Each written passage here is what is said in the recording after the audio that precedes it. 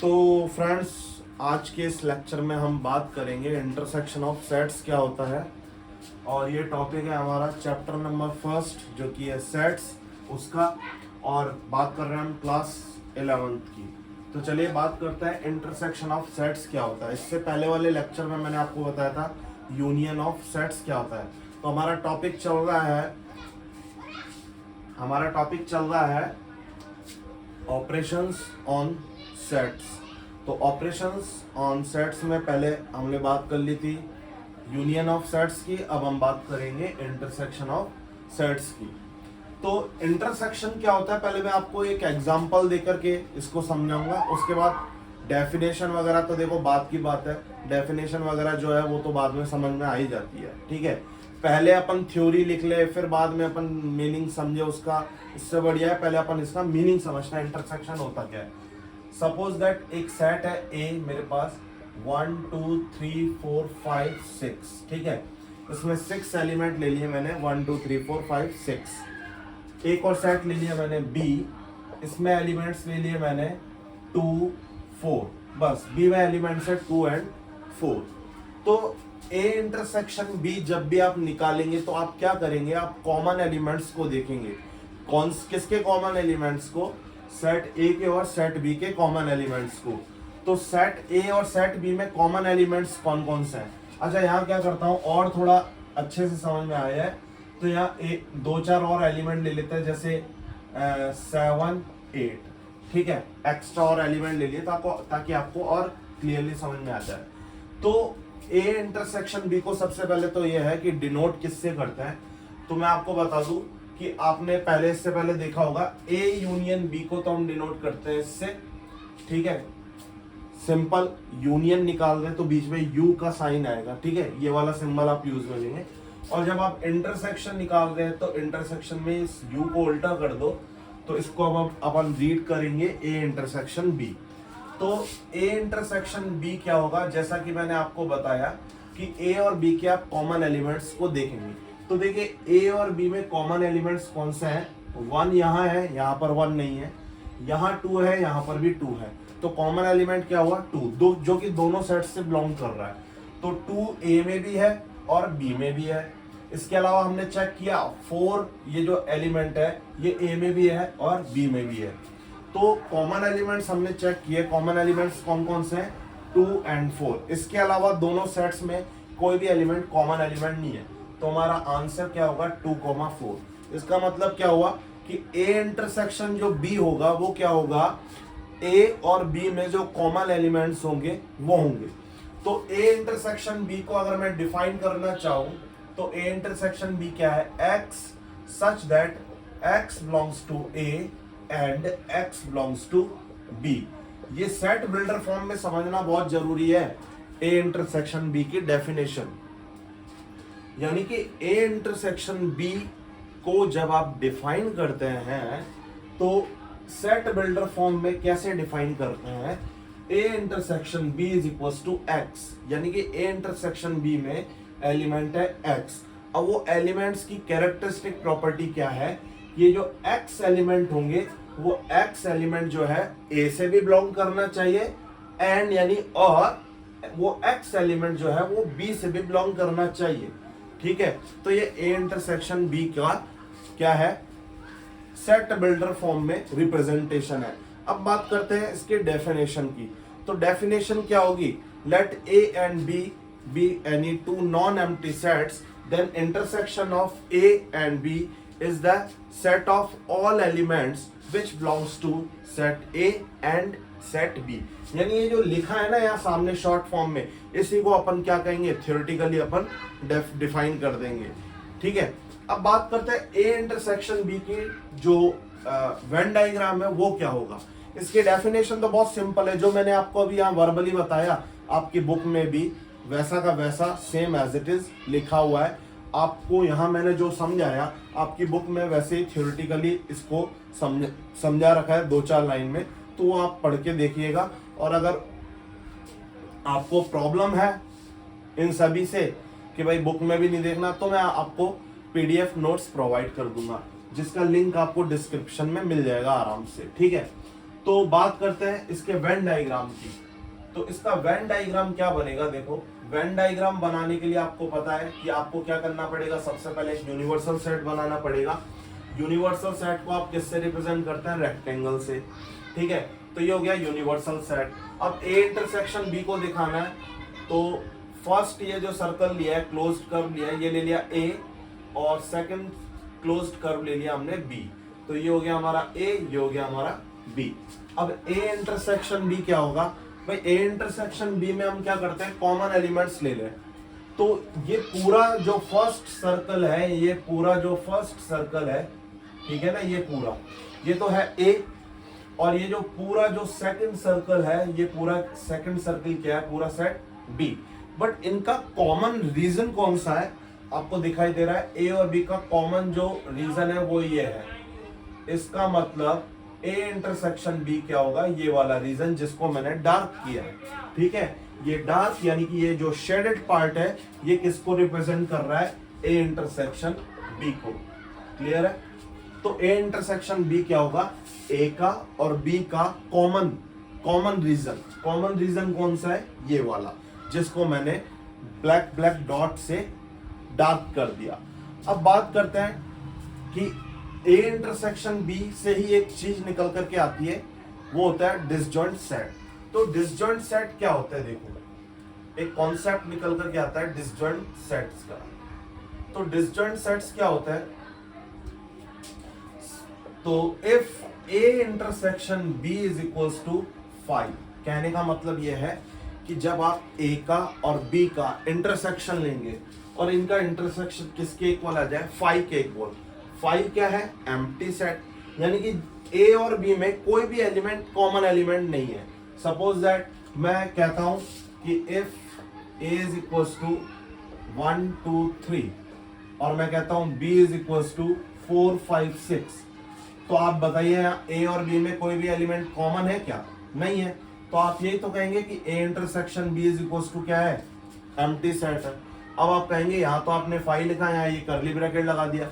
तो मैं आपको ऑलरेडी पहले बता चुका हूं, एम्प्टी सेट को आप रिप्रेजेंट करिए इससे या तो फिर 5 से, यानी कि कर्ली ब्रैकेट्स के अंदर कोई भी एलिमेंट नहीं है, तो वो किसको रिप्रेजेंट कर रहा है, एम्प्टी सेट को। या फिर एम्प्टी सेट को आप 5 से भी रिप्रेजेंट कर सकते हैं, ठीक है। तो अभी आपने क्या नोटिस किया कि यहाँ ए और बी का इंटरसेक्शन क्या आ रहा है, 5 आ रहा है। और अगर ए और बी का इंटरसेक्शन 5 आ रहा है, तो ये ए और बी क्या कहलाएंगे, then A and B are called, ये क्या कहलाएंगे, डिसजॉइंट सेट। ये क्या कहलाएंगे बेटा, डिसजॉइंट सेट कहलाएंगे, ठीक है।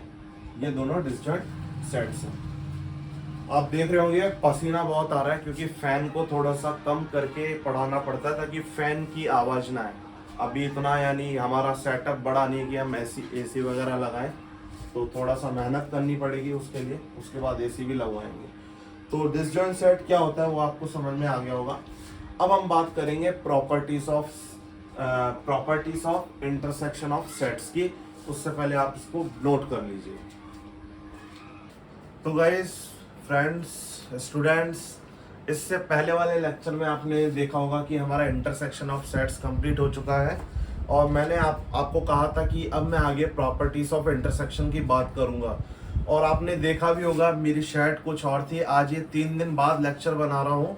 और आपको इससे पहले वाले यानी पहला लेक्चर नहीं कहूँगा, इससे पहले जो मैंने यहाँ पढ़ाया था, ये मैंने 3 दिन पहले पढ़ाया था। और 3 दिन पहले आप देख रहे होंगे कि मेरे सर पे पसीने आ रहे थे। मैंने आपसे कहा था कि भैया बिना पंखे के बहुत दिक्कत हो जाती है, पंखा चलाता हूँ तो आवाज़ आती है। यानी लेक्चर जब मैं शूट करता हूँ तो वॉइस के साथ साथ मेरे जो है फैन की आवाज़ भी आएगी और हवा की आवाज़ भी आती है, क्योंकि मोबाइल के जस्ट ऊपर फैन लगा हुआ है, तो फैन ऑफ करना पड़ता था।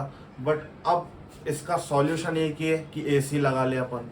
तो थोड़ा सा प्रॉब्लम थी, बट फिर भी मैंने सोचा कि बच्चों के लिए ये भी करेंगे अपन, एक बार रिस्क लेते हैं, देखते हैं एसी लगा करके। तो फाइनली आप लोगों की वजह से, यानी हमारे जो और भी यूट्यूब फैमिली है, हमारे यूट्यूब जो सब्सक्राइबर है, उनकी वजह से हमने फाइनली एसी भी लगवा लिया है। तो चलो मैं दिखाता हूँ अपना एसी आपको, और फिर उसके बाद अपन बात करेंगे प्रॉपर्टीज ऑफ इंटरसेक्शन की। तो गाइस, ये देखिए ऊपर ये एसी मैंने लगवा लिया है। तो अब अपन बात करेंगे प्रॉपर्टीज ऑफ इंटरसेक्शन की। और गाइस अगर आपने मेरा जो व्लॉगिंग वाला चैनल है जिसका नाम है परी इशिका व्लॉग्स, अगर वो सब्सक्राइब नहीं किया हो तो प्लीज़ उसको भी सब्सक्राइब जरूर कर लीजिएगा। तो बढ़ते हैं अपने टॉपिक की तरफ फटाफट और स्टार्ट करते हैं प्रॉपर्टीज ऑफ इंटरसेक्शन से। तो फ्रेंड्स अब हम बात करते हैं प्रॉपर्टीज की, और ये प्रॉपर्टीज किसकी है? इंटरसेक्शन की। तो सबसे पहली जो प्रॉपर्टी है वो है कम्यूटेटिव। जैसे इससे पहले वाले लेक्चर्स में आप देखेंगे हमने टॉपिक देखा था यूनियन ऑफ सेट्स। तो अभी हम ऑपरेशंस ऑन सेट्स पढ़ रहे हैं।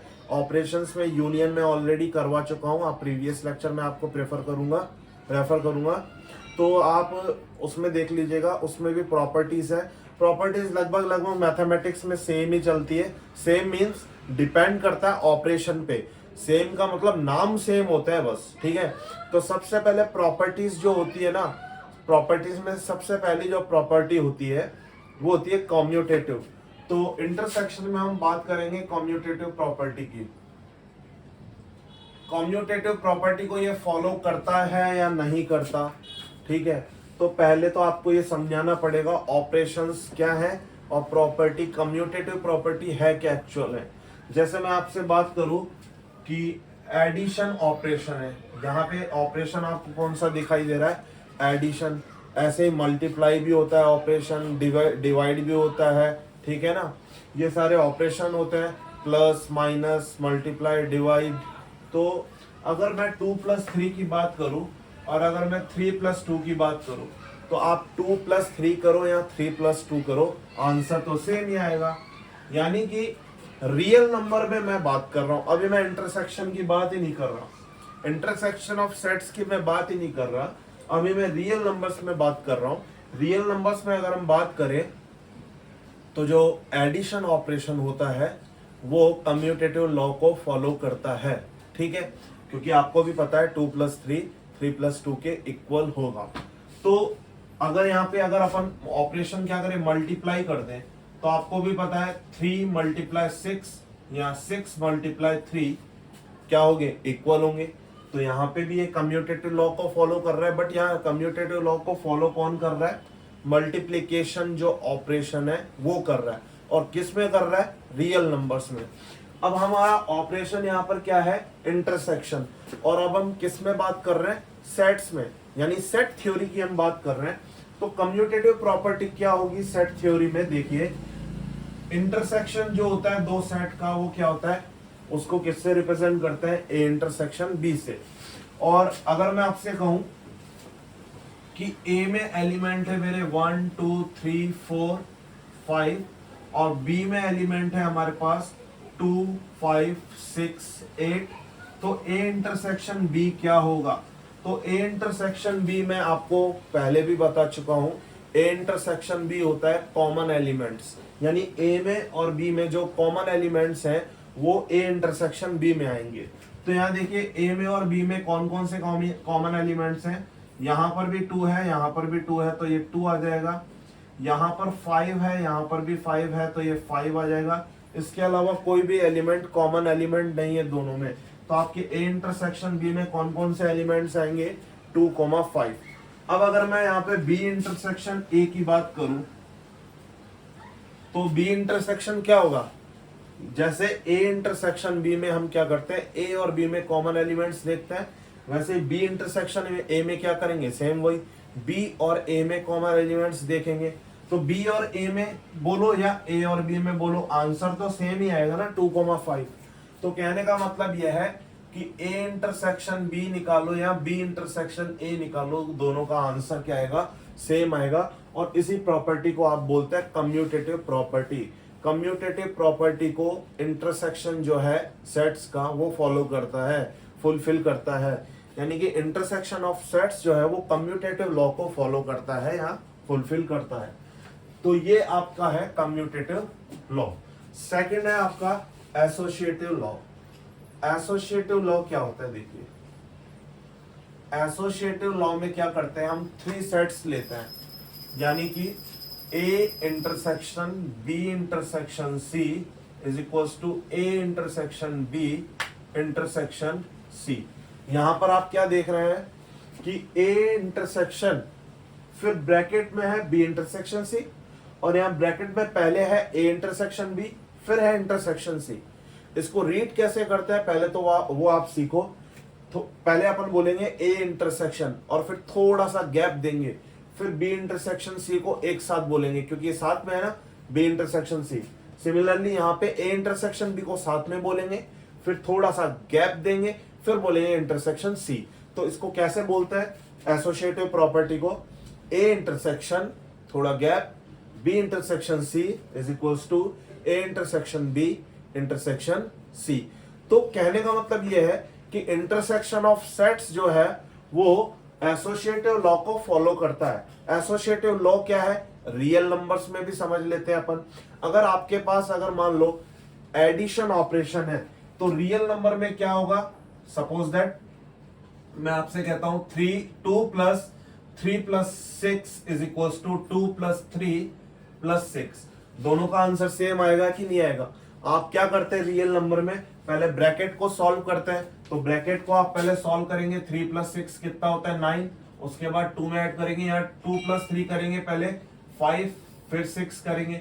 दोनों का आंसर तो सेम ही आएगा ना, सेम वही चीज है यहाँ पे।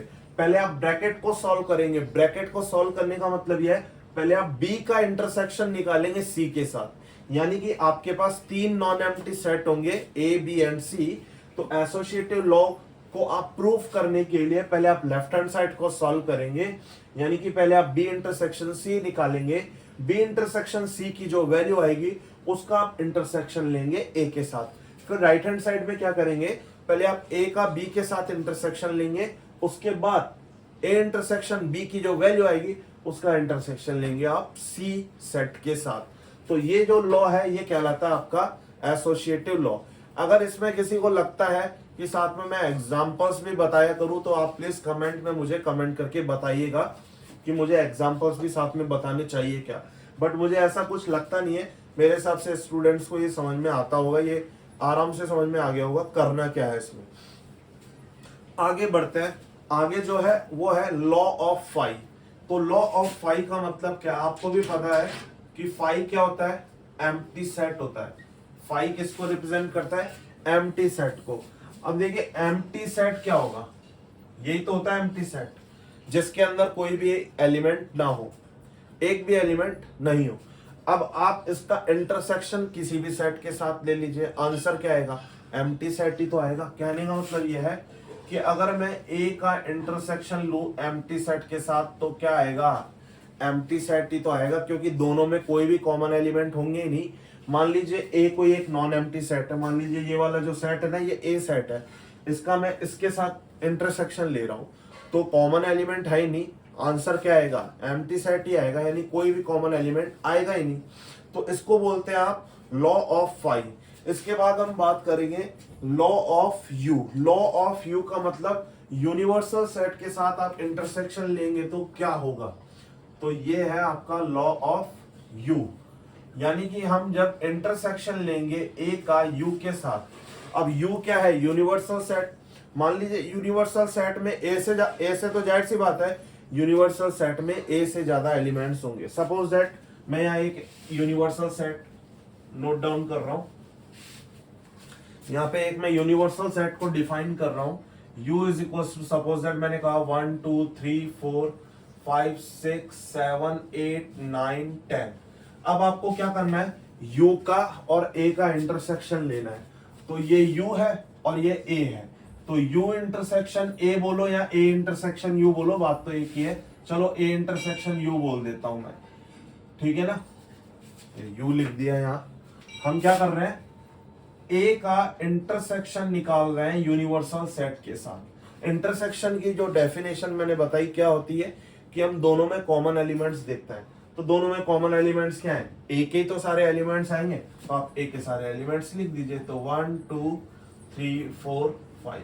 कहने का मतलब यह है यूनिवर्सल सेट का ही सबसेट होता है ए, है ना, जो भी होगा ना, अगर आप यूनिवर्सल सेट के साथ निकाल रहे हैं उसके सबसेट का, यूनिवर्सल सेट का सबसेट होना चाहिए वो सेट, जैसे ये ए है ये यूनिवर्सल सेट का सबसेट है। सबसेट की डेफिनेशन क्या थी? If every element of any set is also an element of, ठीक है ना, set, then this set is said to be subset of this set. ठीक है, तो ए के जितने भी एलिमेंट है वो यू में भी है, तो ए क्या है? यूनिवर्सल सेट का सबसेट है। अब इनका जब आप इंटरसेक्शन लेंगे तो आंसर क्या आएगा? ए ही तो आएगा।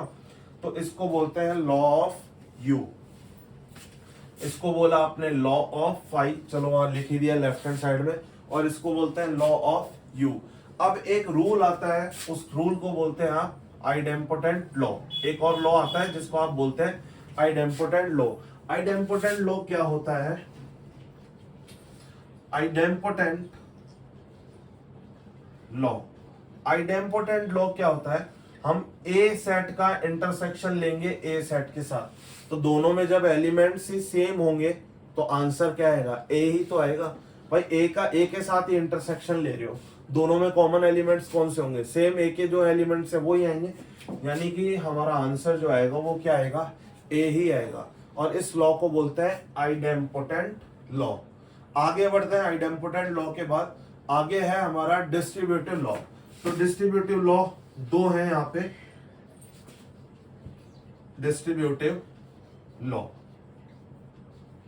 डिस्ट्रीब्यूटिव लॉ क्या होता है? देखिए, अगर मैं बात करूं A intersection B union C की, देखो यार नोटिस आपने क्या किया कि यहां पर तो इंटरसेक्शन है और ब्रैकेट के अंदर यूनियन है। अब इस लॉ को क्या बोलते हैं? Distributive law. ये होता क्या है? देखिए, सबसे पहले इंटरसेक्शन अप्लाई होगा बी के साथ, यानी कि ए इंटरसेक्शन बी, फिर बीच में यूनियन है तो आप यहां बीच में लगा दीजिए यूनियन। ठीक है, ये यूनियन वाला यू है, ये यूनिवर्सल सेट वाला यू है। ठीक है ना, कंफ्यूज मत होइएगा। ये जो यू है ये यूनिवर्सल सेट है। ठीक है, ये जो यू है ये यूनिवर्सल सेट है। ठीक है, अब हम बात करेंगे यहां पे डिस्ट्रीब्यूटिव लॉ की। तो अब पहले तो इंटरसेक्शन बी के साथ लिया, बीच में यूनियन आ गया, अब ए इंटरसेक्शन क्या आ जाएगा? सी, यानी कि सी के साथ इंटरसेक्शन। तो फर्स्ट रूल तो यह है। सेकंड रूल क्या है? A union B intersection C. इसको भी आप क्या बोलते हैं? डिस्ट्रीब्यूटिव लॉ ही बोलते हैं। जैसा ऊपर किया वही काम या नीचे करना है। पहले यूनियन लेना है बी के साथ, यानी कि ए यूनियन बी, बीच में इंटरसेक्शन है, इंटरसेक्शन लगा दिया, फिर ए का यूनियन लेना है सी के साथ, तो ए यूनियन सी। तो ये कुछ प्रॉपर्टीज है किसकी? इंटरसेक्शन ऑफ सेट्स की। आप पढ़िएगा इनको अच्छे से, और इन प्रॉपर्टीज को याद रखना जरूरी है, लाइफ टाइम काम में आती है ये प्रॉपर्टीज। अब हम आगे बढ़ते हैं। इसके बाद जो है आपका टॉपिक वो है डिफरेंस ऑफ सेट्स। तो अब हमारा टॉपिक है डिफरेंस ऑफ सेट्स। तो डिफरेंस ऑफ सेट्स का मतलब आप समझ ही रहे हैं, इसके नाम से आपको समझ में आ रहा होगा कि आपको दो सेट्स का क्या निकालना है? डिफरेंस निकालना है। तो यहां पर पहले हम क्या करते हैं? दो नॉन एम्प्टी सेट्स ले लेते हैं ए एंड बी, तो उनका देखते हैं डिफरेंस क्या होगा। सबसे पहले तो हम डिफाइन करते हैं एक सेट ए, इसमें मैंने एलिमेंट ले लिए 1 2 3 4 5 6 7 8। ठीक है, एक सेट ले लेते हैं बी जिसमें मैंने एलिमेंट ले लिए 1 2 4 5। ठीक है, 6 और ले लो, चलो 1 2 3 4 5, 1 2 4 5 6। ठीक है, अब हम बात करते हैं डिफरेंस। डिफरेंस होता क्या है? तो सबसे पहली चीज तो यह है कि दो सेट्स हैं आपके पास, उनके डिफरेंस को आप रिप्रेजेंट कैसे करेंगे? डिनोट किससे करेंगे?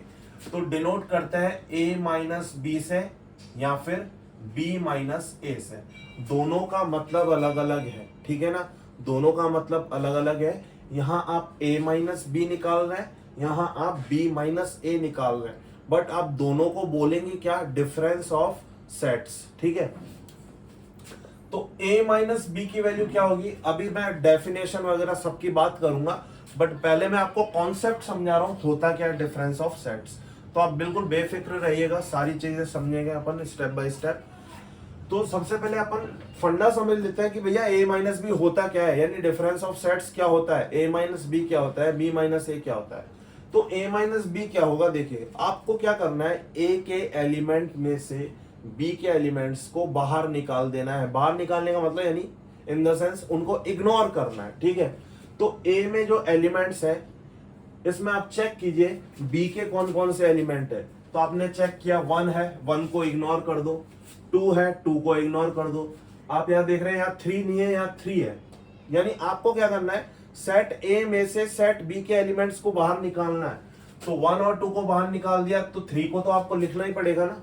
फिर उसके बाद 4 निकाल दिया, 5 निकाल दिया, 6 निकाल दिया, बाकी का बचा 7 और 8। तो A माइनस बी की जो वैल्यू होगी वो होगी आपकी 3, 7, 8। A माइनस बी क्या है, A के एलिमेंट में से B के एलिमेंट्स को आपको निकालना है। तो रिमेनिंग जो एलिमेंट्स आएंगे वो आएंगे A माइनस बी में। इसको बोलते हैं A minus B, that is A तो है बट B नहीं है। आप यहाँ चेक कीजिए, यहाँ ये तीनों एलिमेंट A के तो है बट B के नहीं है। अभी डेफिनेशन इसी से बनाएंगे अपन। तो B माइनस ए में क्या होगा, B माइनस ए में B के एलिमेंट तो होंगे, सारे नहीं बात कर रहा मैं, यहाँ B के A के सारे एलिमेंट नहीं है, यहाँ A के कुछ कुछ एलिमेंट है, तभी तो A माइनस बी आया। आपने A में से B के एलिमेंट को हटाया तभी तो A माइनस बी आया। यानी इसी से डेफिनेशन बनती है कि A minus B difference of set है क्या, डिफरेंस ऑफ सेट है क्या, अभी हम बात करेंगे। पहले हम बात करते हैं B माइनस ए की। अब जैसा कि आप समझ गए B माइनस ए क्या होगा, सेट B में से आपको सेट A के एलिमेंट्स को बाहर निकालना है। सेट A के एलिमेंट्स कौन कौन से दिखाई दे रहे हैं आपको यहाँ पे सेट B में, एक तो 1 है, ठीक है, 2 है, ठीक है, 4 है, ठीक है, 5 है, ठीक है, 6 है, ठीक है। अरे ये तो सारे आ गए। अब आप इससे कंफ्यूज हो जाएंगे कि यार ये तो सारे एलिमेंट्स जो हैं ये सेट ए के हैं, और सेट ए के एलिमेंट्स सारे अगर बाहर निकाल दिए तो यहाँ बी माइनस ए में क्या आएगा, जाहिर सी बात है भैया कुछ भी नहीं आएगा, ये एक एम्प्टी सेट होगा। तो आप कहेंगे जरूरी है क्या सारे एलिमेंट सेम ही हो, नहीं ऐसा जरूरी नहीं है। ये लो अब मैं आपका कंफ्यूजन और दूर कर देता हूँ और अच्छे से क्लियर कर देता हूँ। यहाँ पे मैं ले लेता हूँ एक एलिमेंट 10 और एक और एलिमेंट ले लेता हूँ मैं 11, ठीक है। अब A माइनस बी तो यही रहेगा, क्यों, क्योंकि A के एलिमेंट में से B के एलिमेंट्स को हटाना था, तो A माइनस बी तो यही रहेगा। बट B माइनस ए क्या होगा, आप चेक करो। B माइनस ए का मतलब यह है कि B में से A के एलिमेंट्स को निकालना है। तो B में से A के एलिमेंट्स को निकाल दिए तो आंसर क्या आएगा, 10, 11। आप चेक कीजिए 1, 2, 3, 4, 5, 6 ये A के एलिमेंट है, A के भी एलिमेंट है। तो B में से जब मैं A के एलिमेंट्स को निकालूंगा तो आंसर क्या आएगा, 10, 11। पहले जब 10, 11 नहीं था तो B माइनस ए की वैल्यू क्या आ रही थी, 5, यानी कि एम्प्टी सेट। तो ये है आपका difference of sets. Difference of sets की जो डेफिनेशन है वो क्या कहती है, देखो आपकी बुक में बहुत ही अच्छी डेफिनेशन लिखी हुई है डिफरेंस ऑफ सेट्स की।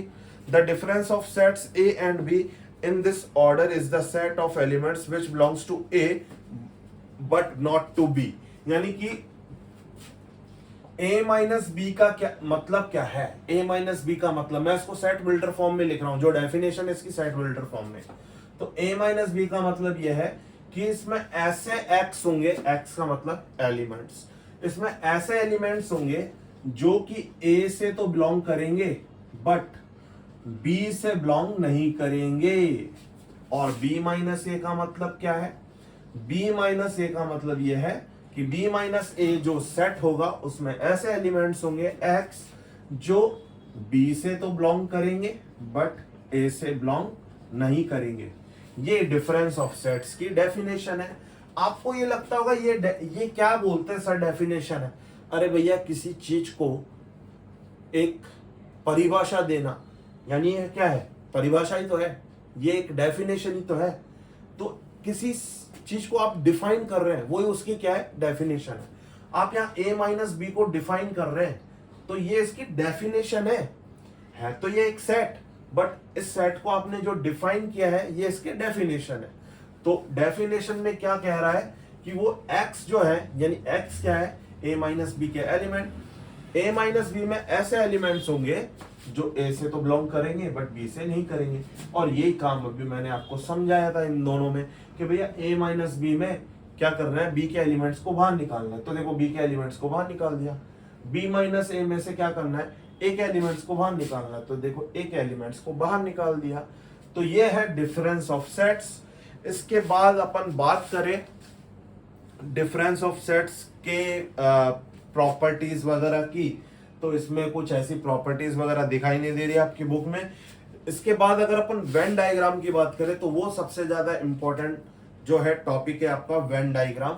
वो पता होना चाहिए कि डिफरेंस ऑफ सेट्स का वेन डायग्राम क्या होता है। इससे पहले मैं आपको यूनियन ऑफ सेट्स का भी वेन डायग्राम बनवा चुका हूँ, इंटरसेक्शन का भी बनवा चुका हूँ। अब अपन डिफरेंस ऑफ सेट्स की बात कर रहे हैं, तो इसके वेन डायग्राम को आप देखिए या समझिए क्या होता है। सबसे पहले तो आपको क्या करना पड़ेगा, यूनिवर्सल सेट बनाना पड़ेगा।